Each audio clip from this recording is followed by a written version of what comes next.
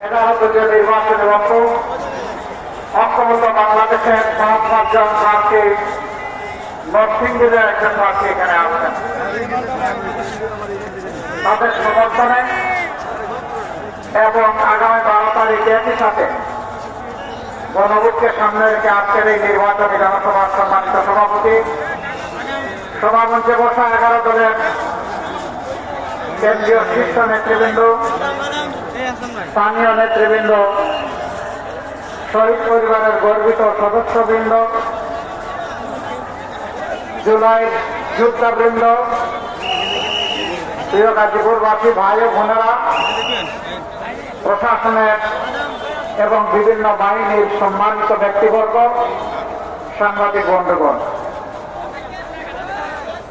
আগামী 12 তারিখ বাংলাদেশের ইতিহাসে